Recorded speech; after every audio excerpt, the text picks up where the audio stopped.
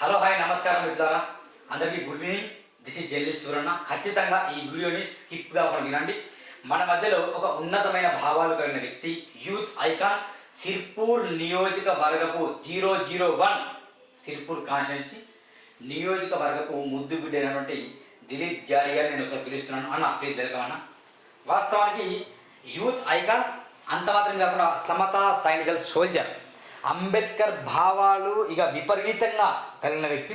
అంటే జెండాలకు, దండాలకు, వర్ధంతులకు, జయంతులకు మాత్రమే పరిమితం కాకుండా 24/7 24 గంటలు 365 రోజులు, లీపు సంవత్సరాలతో కలుపుకుంటే 366 రోజులు కూడా తను ప్రతినిత్యం అంబేద్కర్ వాదనను, అంబేద్కర్ భావాన్ని, అంబేద్కర్ శ్రేయస్సును, అంబేద్కర్ లక్ష్యాన్ని, అంబేద్కర్ ఉన్నతమైన భావాన్ని ప్రతిరోజు పల్లె పల్లెలో వెళ్తూ చెప్పుకుంటూ తను ఎక్కడైతే జర్నీ చేస్తున్నాడో, ఎక్కడైతే ట్రావెల్ చేస్తున్నాడో తను నిజంగా నిబద్ధతతో బతికే వ్యక్తి. జాడి దిలీప్ గారిని యూత్ ఐకాన్ అని పిలుస్తారు. అదేవిధంగా మరీ ముఖ్యంగా చెప్పాలంటే సిర్పూర్ నియోజకవర్గంలో సమస్యల్ని చలించి ఓటుకు నోటు ఇవ్వకుండా, అదేవిధంగా ఓటుకు నోటు తీసుకోకుండా ఎమ్మెల్యేగా పోటీ చేశాడు. ఎన్ని ఓట్లు వచ్చినా కూడా నేను ప్రజల కొరకే పరితపిస్తాను, ప్రజల కొరకే బ్రతుకుతాను అని చెప్పిన వ్యక్తిని ఈరోజు నేను మీకు ఇంటర్వ్యూ చేయబోతున్నాను. అయితే మీకు తెలుసు అనుకుంటా, వర్గీకరణ విషయంలో ఎన్నో కుట్రలు జరిగాయి, ఎన్నో కుళ్ళు కుతంత్రాలు జరిగాయి. అర్థమైందా? మందకృష్ణ మాదిగ అసలు నిజంగా బీజేపీ వ్యక్తి అని కొందరు, మాలలకు విద్రోహి అని మరికొందరు, మాలలు విద్రోహ శక్తులని చెప్పాడు, మాలలు ఏజెంట్ అని చెప్పారు, అదేవిధంగా మాలలు మనువాలని చెప్పారు. ఇలా చెప్పుకుంటూ వెళ్తే మళ్ళీ ఇప్పుడు మాలల్ని కూడా కలుపుకున్నట్టు వెళ్ళినట్టు సమాచారం. ఇప్పుడు ఏబిసిడి వర్గీకరణ ఏంటి, అసలు ఏం జరుగుతుంది, మందకృష్ణ మాదిగ భావాలంటే నిజంగా వర్కౌట్ అవుతాయా కాదా అనే విషయాలు మనం ఈరోజు చర్చించబోతున్నాం. తప్పకుండా స్కిప్ కాకుండా వినండి. ఒకసారి విన్న తర్వాత మీరు పూర్తిగా విన్న తర్వాత కామెంట్ చేయండి. సగం సగం విని ఏదో పెట్టగానే మొత్తం విన్న తర్వాత కామెంట్ చేయండి. అన్న నమస్కారం అన్న, వెల్కమ్ టు సూరన్న టీవీ. జై భీమ్. నమస్తే అన్న. జై భీమ్ అన్న. హాయ్ అన్న, బాగున్నా చాలా అన్న. కొంచెం రైట్ చెప్పండి అన్న. ప్రజెంట్ వర్గీకరణ అనే ఇష్యూ అనేది చాలా ఉంది. దాదాపు గతంలో కూడా ఈ సావిత్రిబాయి పూలే జయంతి రోజు కావచ్చు, ఇంకా మిమ్మల్ని చాలా ఇంటర్వ్యూ చేశాను నేను. గ్రామాల్లో మీరు పోరాటం చేస్తున్నారు, గ్రామ రాజకీయాలు బాగా స్టడీ తెలుసు మీకు, తెలంగాణ రాజకీయాలు తెలుసు, ఏపీ పాలిటిక్స్ కూడా తెలుసు, దేశ రాజకీయాలు మీకు బాగా తెలుసు. సో మిమ్మల్ని స్టూడియోకి ఎందుకు పిలిచానంటే ఒక నిబద్ధత కలిగిన విషయాలు కొన్ని చెప్తారని. వర్గీకరణ అసలు ఏంది, ఇష్యూ ఏంది, నమ్మచ్చా నమ్మకూడదా, వర్గీకరణ వల్ల ఎవరికి లాభం, ఎవరికి నష్టం, మందకృష్ణ మాదిగ నిజంగా కమలకృష్ణ మాదిగనా అన్నట్టు డౌట్ వస్తుంది నాకు. సో మీ ఏంటి మీ బాగా చెప్పండి కొంచెం. అందరికీ జై భీమ్. నేడు వర్గీకరణ విషయంలో చెప్తే, ఎందుకంటే ఈ విషయం అనేది మన రాష్ట్రంలోనే కాదు, దేశవ్యాప్తంగా కూడా సంచలనం సృష్టిస్తున్న వార్త. అవును. వాస్తవానికి వర్గీకరణ విషయంలో మాలలకే కాదు, నేతకాని మహార్ కింది ఉపకులాలకు కూడా చాలా నష్టం జరుగుతుంది. ఎందుకంటే ఇప్పుడు ఏదైతే కేంద్ర ప్రభుత్వము రాష్ట్రం మీద ఒత్తిడి తెచ్చి మీ రాష్ట్రం నుంచి మీరు వర్గీకరణ చేయాలి అని చెప్పింది. కాకపోతే వాస్తవానికి పార్లమెంట్లో బిల్లు ప్రవేశపెట్టిన తర్వాతనే చేయాలి.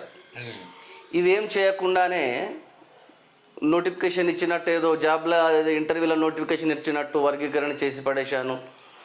నేనే ఈ ప్రాంతంలో మొదటిగా నేను వర్గీకరణకు నేను ఎలాంటి డిస్టర్బెన్స్ లేకుండా సుదీర్ఘంగా చూసి అన్నీ తెలుసుకుని నేను సానుకూలంగా స్పందించి నేను వర్గీకరణ చేశానని చెప్తున్నాడు మన గౌరవ ముఖ్యమంత్రి గారు.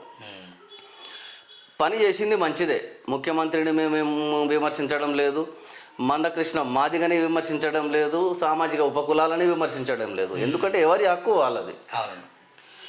అయితే 341 ఆర్టికల్ ప్రకారము చేస్తే బాగుంటుండే, కానీ అలా జరగకుండా కొన్ని సామాజిక వర్గాలను హైలైట్ చేస్తూ ఈ వర్గీకరణ జరిగింది.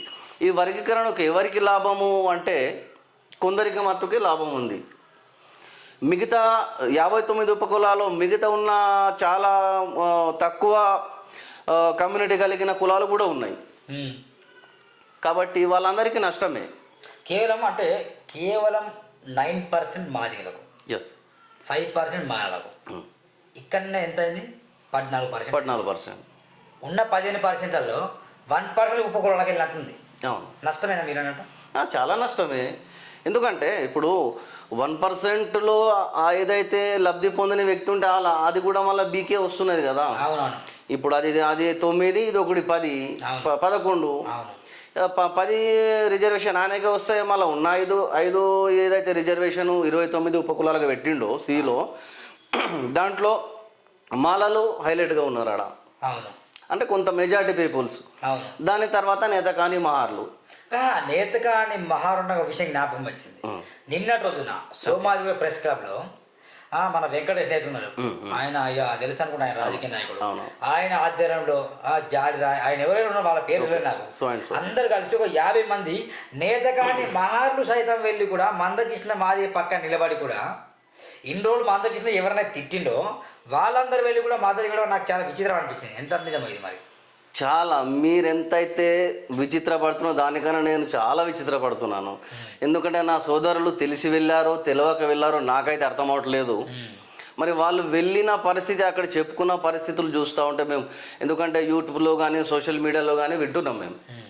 ఎందుకంటే ఆయన ఏమంటాడు, నేను మన గౌరవ మాజీ ఎంపీ గారు వెంకటేష్ నేత గారు, ఇంకా మన గౌరవ మాజీ బెల్లంపల్లి మన ఎమ్మెల్యే చిన్నయ్య గారు, వీళ్ళు మన ప్రజాప్రతినిధులు, మన సామాజిక వర్గం వాళ్ళు.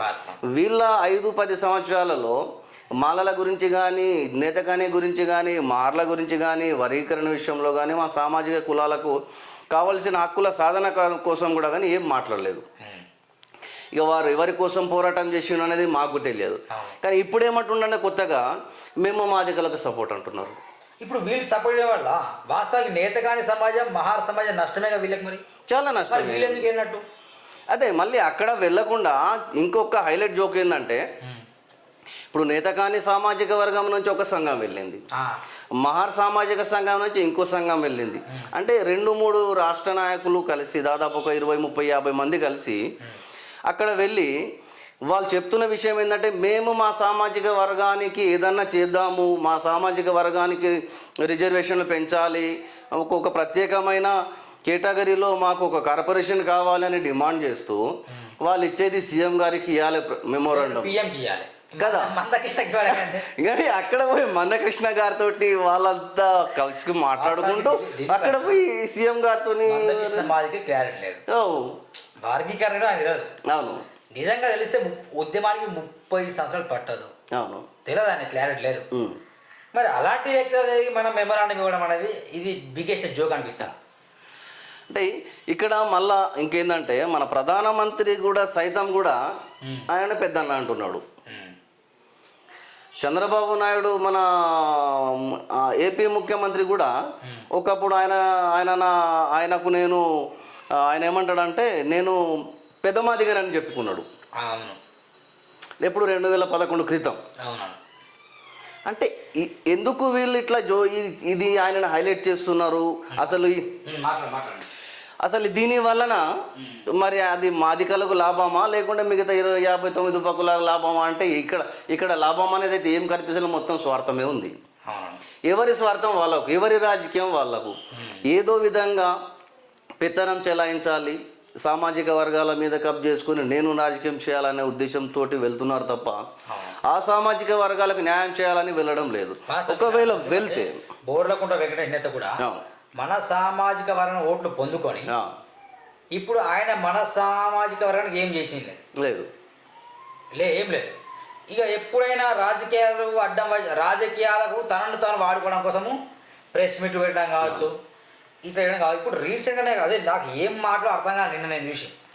ఎందుకంటే పోరాటం మన గురించి చేసి నన్ను ముంచు రవై, నన్ను ముంచు అని మందకృష్ణ దాకా పోయిండు. అదే అర్థం, అంతేగా స్పష్టంగా. అయితే అక్కడ వెళ్ళిన తర్వాత ఆయన వెళ్ళడంతో వెళ్ళి ఆయన ఏదో ఆయన ఉన్న రిలేషన్ ఏదో ఫ్రెండ్ ఏదో సర్కిల్లో వెళ్ళిండు అనుకో.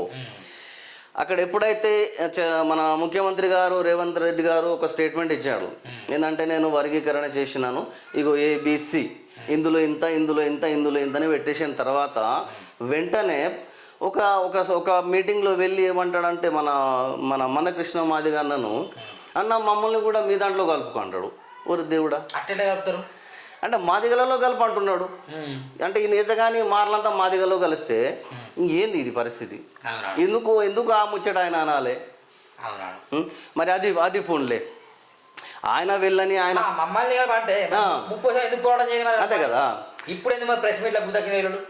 అదే ఇప్పుడు ఆయన వెళ్తే వెళ్ళని, ఆయన సొంతంగా వెళ్ళండి. నేను ఇక మాలలో ఈ నేతకాలంలో నేను మార్లు ఉండలేను బాబు, ఇక ఇక్కడ నాకు వర్షపడితే నేను మీ మాదిగలో కలుస్తా అంటే నో ప్రాబ్లం. ఈ ఉన్న మా సంఘాలని మా జాతిని మా మాదిగలో కలుపుతా అంటే మిగతా జాతి వాళ్ళు ఏమనాలి నేను కదా. అంటే అంటే ఒక్కరి స్వార్థం కోసమే వీళ్ళు చేస్తున్నారు అన్నట్టు, వాళ్ళ స్వార్థం కోసమే వాళ్ళు వెళ్తున్నారు తప్ప జాతి కోసం కానీ జాతి ప్రయోజనం కోసం కానీ ఈ వెళ్ళినట్టుగా అయితే మేమైతే కనిపిస్తలేదు.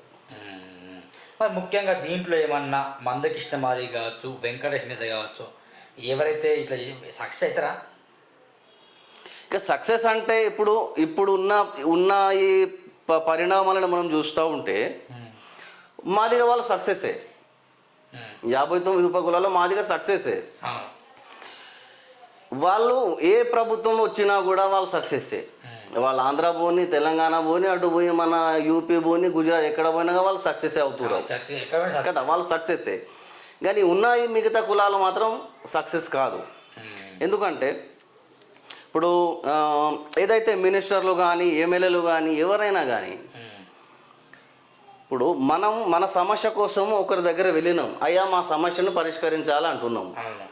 నీతోటైతే పరిష్కరించాలి, లేకుంటే కాదు బాబు అని ఏదో చెప్పాలి. కానీ ఏదైతే సమస్య చెప్పుకుంటూ వచ్చిన వాటితోటి దోస్తాన్ చేసుకుని భుజం మీద చేసుకుని శాల్వాలు కప్పి బోకేలు ఇచ్చి వీళ్ళు చేస్తూ ఉంటే అప్పుడు వీళ్ళకు ఒకటి ఈయన అనుకోవాలన్నా, వాళ్ళకు ఒకటి ఈయన అనుకోవాలన్నా అర్థం కాకుంటున్నది ఇక్కడ ఏం జరుగుతుంది అనేది దేశంలో కానీ రాష్ట్రానికి. మనల్ని మందకృష్ణ కాదు, మనల్ని మోసం చేసినట్టు కదా, అంతే కదా.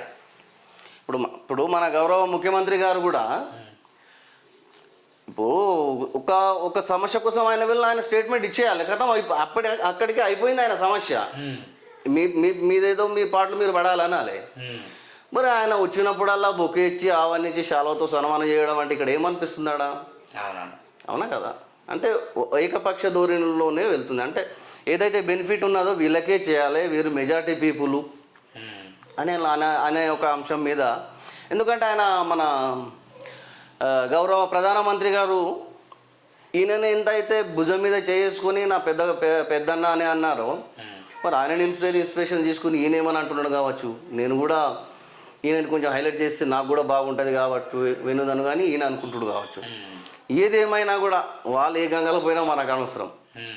మనకున్న ఏదైతే సామాజిక వర్గాలు ఉన్నాయో ఎస్సీ ఉపకులాలు, ప్రతి చిన్న కులానికి కూడా ఖచ్చితంగా బెనిఫిట్ చెందాలి, అది లక్ష్యం మాది. ఇప్పుడు మాదిగలో కానీ ఉన్న ఉపకులాలు కానీ, మాలలో ఉన్న ఉపకులాలు కానీ, నేతకంలో ఉన్న ఉపకులాలు కానీ, ఏ సామాజిక వర్గం ఉన్నా కూడా 59 ఉపకులాలకు ఈ రిజర్వేషన్ చేసిన, వర్గీకరణ చేసిన చిన్న బెనిఫిట్ అయినా కూడా చిన్న మధ్యతరగతి సామాజిక వర్గాల్లో కూడా చెందాలనేది మా అభిప్రాయం. ఎందుకంటే వాళ్ళు కూడా మన తమ్ముళ్ళు ఎన్ని రోజులు కలిసి ఉన్నాం. ఇప్పుడు ఈ వర్గీకరణ జరగకపోతే కనుక మా రిజర్వేషన్ ఫలాలు లేకుండా ఉండే వాళ్ళే ముందుగా వాళ్ళకే కదా రిజర్వేషన్. ఇది సపరేట్ కొత్త తతంగమేనని. ఇప్పుడు కొత్త తతంగం అంటే ఆయన ఉద్దేశం ఇంకేమైనా పొలిటికల్గా ఇంకేదన్నా పదవులు నామినేటెడ్ పోస్టులు ఉంటాయి కదా, ఏదో ఒక పోస్ట్ తీసుకుంటాడు కావచ్చు, చెప్పలేం కదా. పద్మశ్రీ అవార్డు ఆయన ఏం చేసిండు అని పద్మశ్రీ అవార్డు ఇవ్వాలి, ఏ సమాజం కోసం పోరాడిండు కదా. ఇప్పుడు డాక్టర్ బాబాసాహెబ్ అంబేద్కర్ ఆయన ఉన్నన్ని రోజులు సమాజం కోసం కష్టపడి కుల నిర్మూలన చేయాలని తాపత్రయపడి భారత రాజ్యాంగాన్ని రాసి ఆయన బౌద్ధ ధర్మాన్ని మనకి ఇచ్చిండు. ఏదైనా కూడా భారతరత్న కానీ ఏదైనా అవార్డు బతికున్నప్పుడు ఇవ్వాలి మనిషికి. చనిపోయిన 4-5 సంవత్సరాలకు బాబాసాహెబ్కి ఇచ్చిండు. అదే సచిన్ టెండూల్కర్ బతికి ఉన్నాడు, ఆయన ఏం సాధించాడు అని ఆయనకు భారతరత్న ఇచ్చారు. ఇప్పుడు ఈయనేం సాధించాడు, ఈయనకు మనకి పద్మశ్రీ అవార్డు ఇచ్చారు, మరి వాళ్ళకే తెలియాలి. అంటే ఇదంతా మోడీ మాయ మందకృష్ణ ఛాయ అన్నట్టు. 100% నిజంగానే. నేనేమన్నంటే పద్మశ్రీ కాకుండా మందకృష్ణ మాది కమలశ్రీ అని నిజంగానే ఇది ఆయనకు సూటబుల్, ఎంత బెటర్ కదా. ఎందుకంటే వాస్తవానికి ఎప్పుడైతే మోడీ దగ్గర వెళ్ళి మందకృష్ణ హత్తుకున్నాడు అప్పటి నుంచే కొంచెం రిజర్వేషన్ మొత్తం పాకిపోయింది. అది లేకపోతే ఇంకా 30% పడుతుండే. అంటే జరుగుతున్న పరిణామాలు చూస్తూ ఉంటే చిన్న భయం కూడా ఇస్తుంది నాకు. ఎందుకు అంటే ఎస్సీ ఎస్టీ బీసీ మైనార్టీ వర్గాలు ఉన్నారు, ఎవరికి భయం ఉన్నదో లేదో మాకు తెలియదు, కానీ నాకైతే భయం ఉంది. ఎందుకంటే బాబాసాహెబ్ వారసునిగా నేను చెప్తున్నా. డాక్టర్ బాబాసాహెబ్ గారు భారత రాజ్యాంగాన్ని రాసి ఈ సమాజంలో ఉన్న ప్రతి ఒక్క మనిషి నుంచి, జంతువు జీవుల నుంచి ప్రతి ఒక్క ప్రాణికి రక్షణ కల్పించిండు ఆయన. ఆ రక్షణ ఆ యొక్క భారత రాజ్యాంగం నీడలో బ్రతుకుతున్న తరుణంలో ఇప్పుడు ఏదైతే మన ఆర్ఎస్ఎస్ చీఫ్ జనరల్ అయినా అంటాడు మోహన్ భగవత్, భారత రాజ్యాంగాన్ని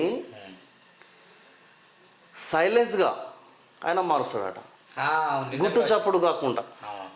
మీరు ఎందుకు ఇంత తతంగం ఇంత రాద్ధాంతం చేస్తున్నారు, అది మన చేతుల్లో ఉంది కదా, దాన్ని సైలెంట్గానే మారుదాం అన్నట్టు ఆయన సైలెంట్ వేయాలి కదా. మొత్తం వర్గీకరణ చేయడం, విభజించడం, విడగొట్టడం, పాలించడం, ఈ ఆటోమేటిక్గా రాజ్యాంగ తుంగలు ఆ స్థానంలో తెలియకుండా ఇక ఎట్లా నోటు మార్పిడి జరిగిందో అధికార మార్పిడి జరగడం కోసం వాళ్ళు ఇక మనుషులకి పెడతారేమో. లేదు, వాళ్ళ పని వాళ్ళు ఆల్రెడీ రన్నింగ్లో ఉంది, కంటిన్యూషన్లో ఉంది. భారత రాజ్యాంగం మార్చే పనిలో వాళ్ళు ఉన్నారు, కానీ వాళ్ళు చేస్తున్న పని బయట ఎవరికి తెలియకుండా ఉండడానికి ఇది రిజర్వేషన్, ఈ వర్గీకరణ అనేది ఒక తతంగం. అవునవును. అదే ముఖ్యంగా నాకు ఇంకో డౌట్ ఏంటంటే, ఈ తెలంగాణలో బీజేపీ అధికారం రాలేదు, అందరు తెలుసు రాదని కూడా. ఇప్పుడు బీసీ అనే కొత్త సెంటిమెంట్ ఉంది, అందుకే బీజేపీ ఉన్న వాళ్ళందరికీ బీసీ పదవులు ఇస్తున్నాడు, అధ్యక్షుడు కావచ్చు, అన్ని కావచ్చు. అదే అనుకుని కాంగ్రెస్ కూడా బీసీ వాళ్ళకి ఇచ్చింది, ఇప్పుడు బీఆర్ఎస్ కూడా బీసీలకు ఇచ్చే ఆలోచన ఉంది. ఇదే తరుణంలో ఇక బీజేపీ ఇక్కడ బలపడాలంటే బీసీల ఓటు ప్లస్ మాదిగల ఓట్లు కలిస్తే బీజేపీ అధికారం రావాల్సిన ఉద్దేశంతోనే ఈ కమలశ్రీ వెళ్ళి ఏమన్నా మతలాబ్ చేసి బీజేపీ ఇక్కడ అధికారం తేవడం కోసం ప్రయత్నం చేస్తున్నాడు కావచ్చు. వాళ్ళ ప్రయత్నం వాళ్ళది, కాకపోతే తెలంగాణ రాష్ట్రంలో బీజేపీ అధికారంలో రావడం అనేది కుదరదు, అది జరగదు కూడా. అందరికృష్ణ లక్ష డబ్బులు అంటారు, ఆ లక్ష డబ్బులు సపోర్ట్ చేయొచ్చు కదా బీజేపీకి. ఆ లక్ష డబ్బులు సపోర్ట్ చేస్తాయి కావచ్చు.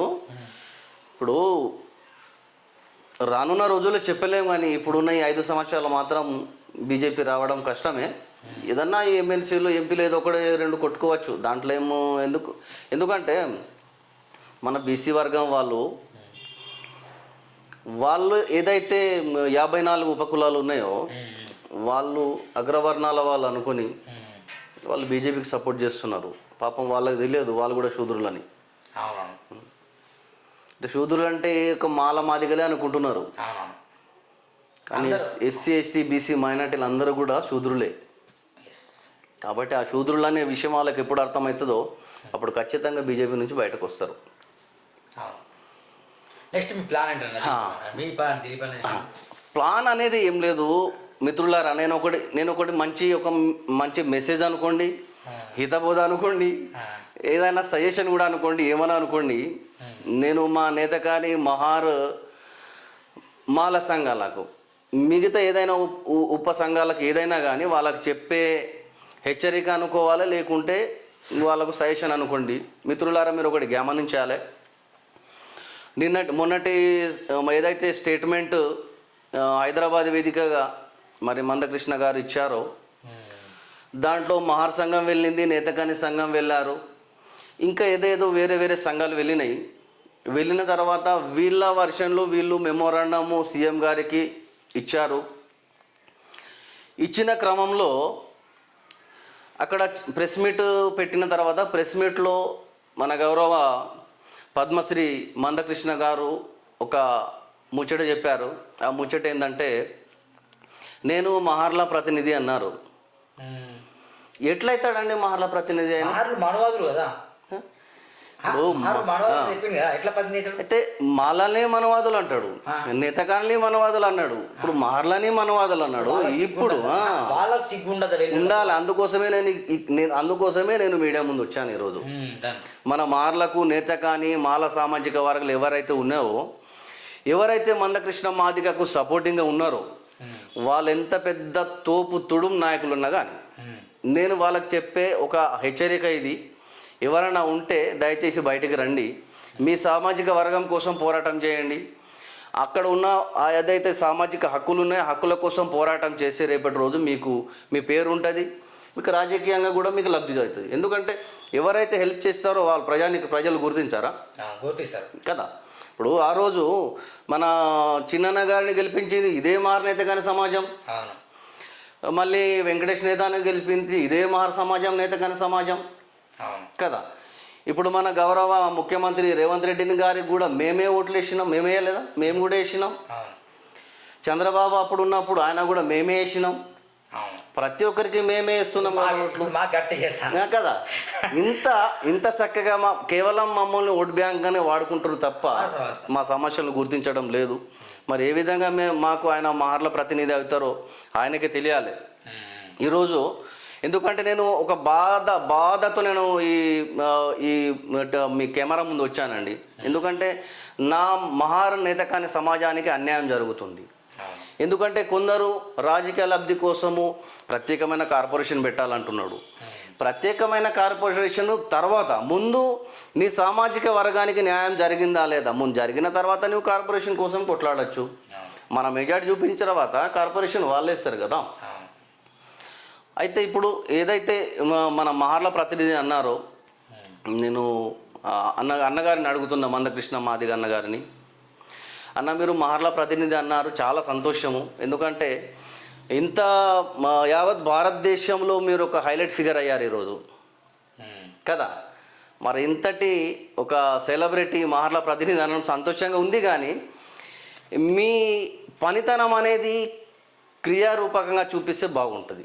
ఎందుకంటే మీకు ఏదైతే రిజర్వేషన్ పొందుకుంటున్నారో, లబ్ధి పొందుకుంటున్నారో వర్గీకరణలో, మా సామాజిక వర్గాలకు కూడా ఆ లబ్ధి పొందే విధంగా మీరు ఫైట్ చేయండి.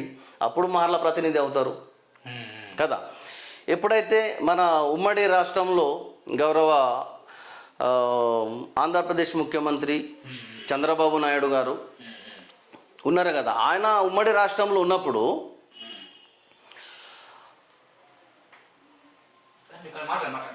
ఆయనని గాడ్ ఫాదర్ అన్నారు. మందకృష్ణ గారు గాడ్ ఫాదర్ అన్నారు, గాడ్ ఫాదర్ అన్నారు. నిజమే, ఆయన గాడ్ ఫాదర్. ఆయన ద్వారానే ఈ యొక్క తతంగం అనేది బయట వచ్చింది. ఆయన చేసిన పుణ్యమో పాపమో ఈరోజు వర్గీకరణ అంశం అనేది తెర మీద వచ్చింది. ఇప్పుడు ఆయన అప్పుడు రాష్ట్ర వ్యాప్తంగా పాదయాత్రలు జరుగుతున్నాయి. ఆ పాదయాత్రలు జరుగుతున్న సందర్భంలో బహింసకు వచ్చారు ఆయన పాదయాత్ర చేసుకుంటూ. మన చంద్రబాబు నాయుడు గారు వచ్చి ఆయన ఏమన్నాడంటే, నేను పెద్ద మాదిగానే మీ ముందుకు నడిచి మీ సమస్య కోసం పోరాటం చేసి వర్గీకరణ చేస్తా అని చెప్పారు. అక్కడ బైన్సాలో కూడా నా మార్ సోదరులే చంద్రబాబు నాయుడు గారిని తరిమింది. ఇదొక విషయం. రెండో విషయం, ఇదే మందకృష్ణ మాదిగన్న గారు ఇంద్రవెల్లిలో సభ పెట్టారు. ఇంద్రవెల్లిలో సభ పెట్టిన తర్వాత ఆ సభ నడుస్తున్న క్రమంలో నా మార్ సోదరులు వచ్చారు, నేతకాని సోదరులు వచ్చి అక్కడ నిలబడంగానే అక్కడి నుంచి పారిపోయాడు. మరి ఇంతటి ఆ క్రమంలో మీరు మహర్ల కోసం పోరాటమే చేసేది ఉంటే మీరు ఇలాంటి సిచ్యువేషన్లో మీ ప్రణాళికను ఎందుకు వాయిదా వేసుకుంటూ అక్కడి నుంచి వెళ్ళిపోయారు? ప్రశ్న. మళ్ళీ చివరిగా ఒకటి నేను ఒక మంచి విషయాన్ని గుర్తు చేస్తాను. ఇవన్నీ మీకు తెలుసో లేదో, నేను అప్పుడు ఆ మూమెంట్లో నాకు అంత ఐడియా లేదు, అప్పుడు ఈ వర్గీకరణ విషయంలో కూడా తెలియదు. కాబట్టి ఇప్పుడు వింటా ఉంటే, చూస్తూ ఉంటే, దీని గురించి చదువుతూ ఉంటే చాలా భయం వేస్తుంది. విషయం ఏంటంటే, మొన్న మనకు మాలల సింహగర్జన మీటింగ్ జరిగింది హైదరాబాద్ జింకన్న గార్డెన్లో కదా. లక్షల మంది వచ్చారు. ఉమ్మడి ఆదిలాబాద్ జిల్లా నుంచి లక్షల మంది మహర్నేత కానీ సోదరులు వచ్చారు. ఆ సభని కూడా విజయవంతం చేసింది మేమే కదా. ఆ సభలో విన్న మాటలు, అన్న మాటలు మన మందకృష్ణ అన్న కానీ పునాదులు కదిలినట్టున్నాయి. భయం వేస్తుంది కావచ్చు. ఎందుకంటే మా మహార్ సోజల్ సమతా సైనిక్ దళ్ నేషనల్ లీడర్ దిగంబర్ కాంబ్లే అన్నగారు మహార్, ఆయన కూడా మహారే కాబట్టి ఆయన ధీటుగా ఘాటుగా ప్రశ్నిస్తున్నాడు మందకృష్ణ మాదిగన్న గారిని కదా. దాన్ని తట్టుకోలేకని ఈరోజు మహార్లకు నేను ప్రతినిధి అంటున్నాడు కావచ్చు భయపడి. భయం వేస్తుంది. కానీ నిజంగానే నా మహార్ సోదరులు ఎంతటి బలవంతులు అంటే, ఇంతకు ముందు కూడా మేము ఒక స్టేట్మెంట్ ఇచ్చాము. మహార్ బెటాలియన్ అనేది ఎట్లా అంటే, పీష్వా సైన్యాన్ని 500 మంది కేవలము చీల్చి చెండాడి ఆ రోజు 28,000 మందిని చీల్చి చెండాడిన మా మహార్ బెటాలియన్ బాబాసాహెబ్ రక్తం మాలో ఉంది. ఆయన వారసులంగా చెప్తున్నాను కాబట్టి మహార్ అనే వాళ్ళు చాలా బలవంతులు. ఒకవేళ వాళ్ళందరూ కూడా మహార్లు నిద్రపోతున్న సింహాలు. వాళ్ళకు ఒకవేళ మెలకు వచ్చిందనుకో మీ పునాదులు కదలుడు ఖాయం. ఇదంతా కూడా ఎక్కడ ఈ ప్రయాగరాజులో పోవడం కూడా ఖాయమే. కాబట్టి మిత్రులారా, మహార్ నేత కాని సోదరులారా, మీకు కూడా ఒక విన్నపం, దయచేసి అలాంటి పిచ్చి పిచ్చి పనులు చేయకుండా మీ సమాజం కోసం కొట్లాడండి, మీ హక్కుల కోసం కొట్లాడండి. మేమంతా కూడా మీ వెంబడి ఉంటాం. కానీ మనకేదైతే శత్రువుగా ఉండి మనల్ని విడగొట్టి వాళ్ళ లబ్ధి కోసం పోరాటం చేసిన వ్యక్తుల వెంబడి పోయి మీరు పరేషాన్ కాకండి.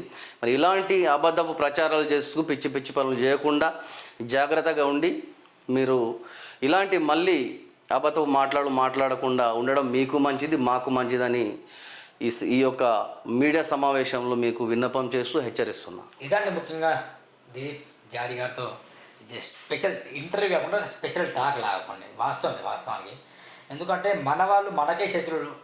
మాలల్ని మహార్లని మందకృష్ణ గారు మనువాలన విషయం తెలుసు. అయినా కూడా ఆయన కింద వెళ్ళి జోకొట్టడం, ఆయనకు శాలవాళ్ళు, ఆయనకు బొకేలు ఇవ్వడం, ఆయనకు ప్రధానమంత్రి అయినట్టు, ఆయనకు సీఎం, ఆయన రాష్ట్రానికి ప్రతినిధి అన్నట్టు ఆయనకు బొకేలు సమస్యలు తీరుతాయా అనేది దిలీప్ ఆవేదన, నా ఆవేదన కూడా. ఖచ్చితంగా అట్లా చేయకుండా బయటికి వచ్చి సమాజం కోసం, సమాజ శ్రేయస్సు కోసం, మన సమాజం ఎట్లా నష్టపోతుందో దానికోసం ఫైట్ చేయండి. ఫైట్ చేసి మన ఉద్యమం మనం తెలిపి వస్తే బాగుంటుంది. ఎట్లాగో ఆయన సక్సెస్ అయ్యాడు, ఇప్పుడు మనం కావాలి సక్సెస్. మన ఉద్యమం మనం తెలివి తీసుకొస్తే బాగుంటుందనే ఉద్దేశంతో రావడం జరిగింది. అందరికీ ధన్యవాదాలు. చూడండి మిత్రుల, మరొకసారి చెప్తున్నాం, ప్లీజ్ డోంట్. మన శత్రువుల్ని మనం చూస్తున్నాం అంటే ప్రత్యేకంగా మందకృష్ణ శత్రువుని చెప్పట్లేదు, కానీ మన విలువలు మనం పోగొట్టుకుంటున్నాం. మనలో మనకే శత్రువులు అవుతున్నాడు. మనం కలిసిపోవడం చేస్తే బాగుంటుంది. దిలీప్ జాడి ఉద్దేశం. ఇది చూస్తున్నాడు Surya TV. Thank you very much. Bye bye.